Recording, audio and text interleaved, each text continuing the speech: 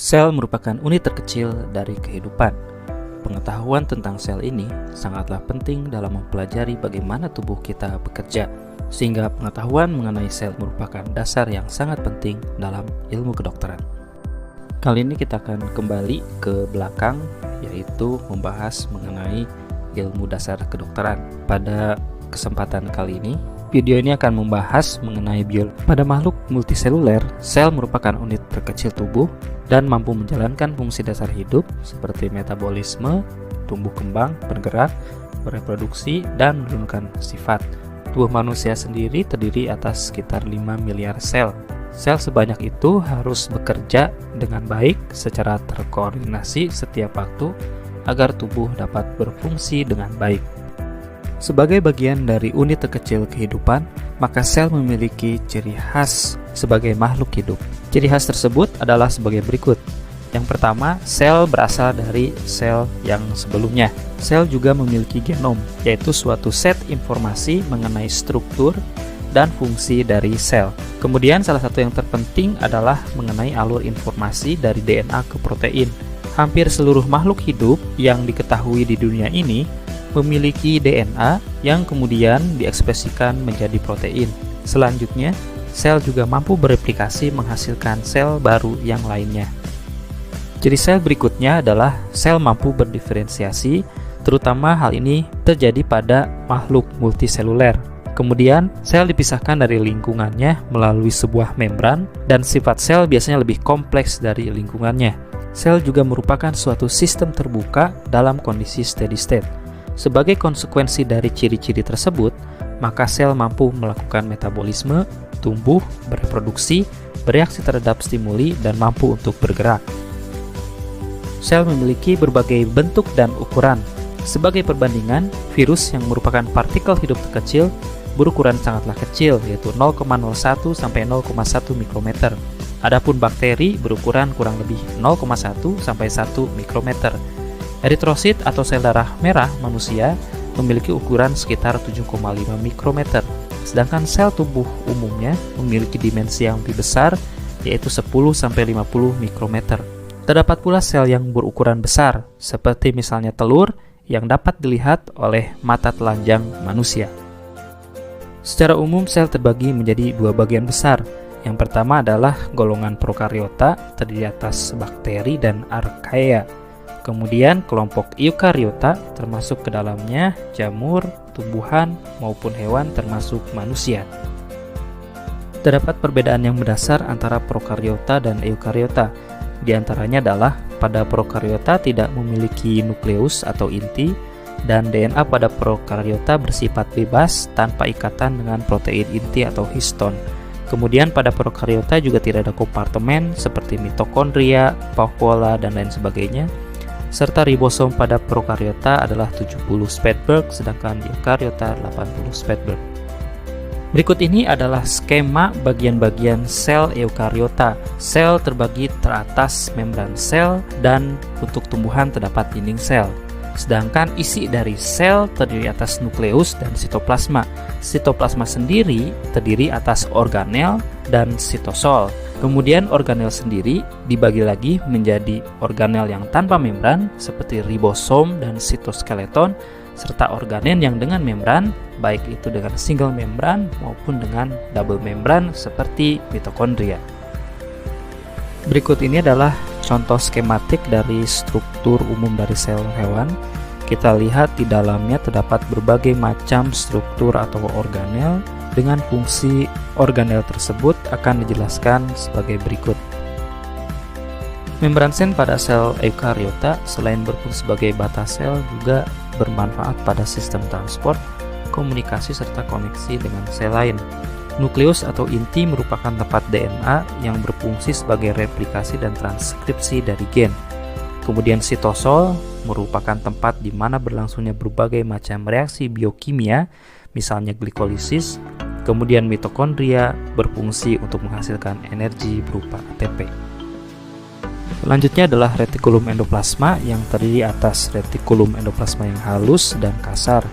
Terlibat dalam sintesis protein, terutama retikulum endoplasma yang kasar, lipid yaitu retikulum endoplasma halus, dan juga berfungsi sebagai tempat penyimpanan ion kalsium. Kemudian badal Golgi yang berfungsi untuk transport dan labeling dari protein, serta daur ulang dari membran sel, dan lisosom yang merupakan degradasi dari substrat intrasel. Khusus pada tumbuhan terdapat perbedaan bagian, yaitu pada dinding sel yang selain merupakan batas sel juga berfungsi untuk mempertahankan morfologi sel, kemudian vakuola yang berfungsi untuk menyimpan makanan serta untuk regulasi tekanan atau turgor, dan kloroplas yang merupakan tempat sintesis glukosa melalui proses fotosintesis. Ini adalah gambaran skematik yang membedakan perbedaan sel hewan dan sel tumbuhan.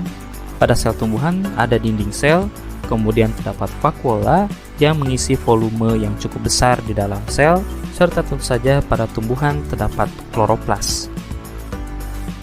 Adapun berdasarkan massa, komposisi kimia sel sebagian besar berupa air yang meliputi 80-85%, serta protein 10-15%.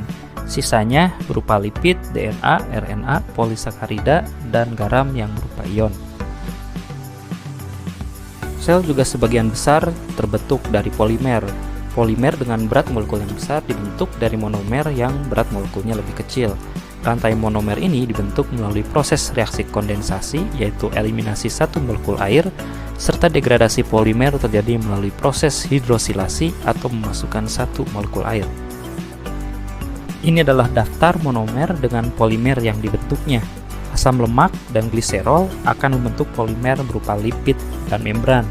Gula akan menghasilkan polimer polisakarida, nukleotida menghasilkan polimer asam nukleat, DNA dan RNA, serta asam amino menghasilkan polimer berupa protein. Seperti disebutkan sebelumnya bahwa pada sel terdapat alur informasi dari DNA yang kemudian diekspresikan menjadi protein. Proses ini dimulai dengan proses inisiasi transkripsi dari DNA yang kemudian DNA akan ditranskripsikan menjadi RNA. RNA kemudian diproses lebih lanjut, dilakukan elongasi, terminasi, capping, dan poliadenilasi.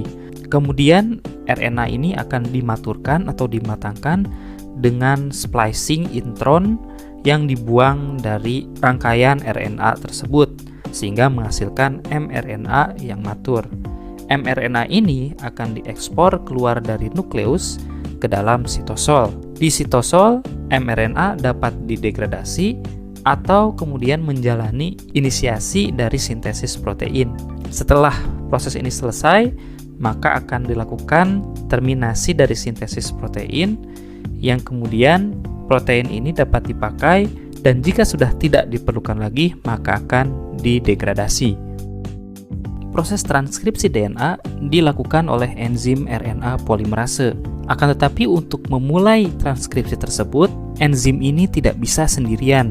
Harus terlebih dahulu menempel di daerah yang namanya core promotor yang berada di sisi hulu dari gen yang akan dikodingkan. Core promotor ini memiliki area yang dinamakan tata box, di mana di sana akan menempel tata binding protein. Selain itu, terdapat pula berbagai macam faktor transkripsi basal yang bekerja bersama-sama dengan RNA dalam menjalankan proses transkripsi. Terdapat pula koaktivator yang akan memberikan fine tuning seberapa kuat transkripsi gen tersebut akan dijalankan. Selain itu terdapat pula berbagai macam protein aktivator yang dikendalikan oleh regio enhancer dari DNA. Selain itu ada pula regio DNA yang bersifat silencer yang diatur oleh represor yang fungsinya adalah sebagai umpan balik untuk menekan atau membatalkan proses transkripsi dari gen tersebut. Selanjutnya kita akan membahas mengenai membran sel dan lipid. Membran sel dibentuk dengan komponen utama adalah fosfolipid. Fosfolipid merupakan suatu molekul yang dibentuk dari fosfat, gliserol, dan asam lemak. Fosfolipid ini memiliki sifat utama yaitu amfifatik. Maksudnya bagian kepala yang terdiri atas kolin, fosfat, dan gliserol memiliki sifat hidrofilik atau mudah larut dalam air. Sedangkan bagian ekor yang terdiri atas asam lemak memiliki sifat hidrofobik atau sukar larut dalam air.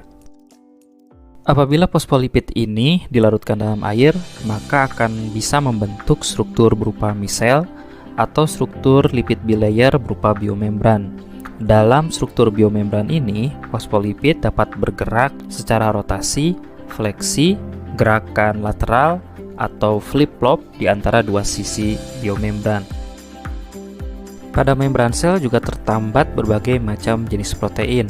Struktur protein yang berada di membran dapat berupa protein transmembran, kemudian protein yang terikat dengan lipid yang dapat berada di sisi sitosol atau sisi ekstraseluler. Kemudian protein ini juga dapat berikatan dengan protein yang lain, yang dalam hal ini adalah protein transmembran. Adapun protein di membran ini memiliki fungsi bisa berupa transport protein atau molekul penambat, bisa pula berfungsi sebagai reseptor, dan dapat pula berperan sebagai enzim. Dan memang baik secara model maupun pengamatan melalui mikroskop elektron, membran sel merupakan struktur yang kompleks. Protein di membran sel dapat kita bayangkan seperti perahu di tengah lautan. Protein ini berikatan dengan berbagai macam struktur penting seperti sitoskeleton, glikoprotein, glikolipid, atau komponen dari matriks ekstraseluler. Struktur-struktur tersebut sangat penting untuk menjaga agar sel dapat berfungsi dengan baik. Dan akhirnya sampai juga di penghujung dari episode Caiherang kali ini mengenai biologi sel, yaitu struktur dan fungsi dasar dari organel. Nantikan video berikutnya mengenai biologi sel, yaitu dengan tema transduksi sinyal.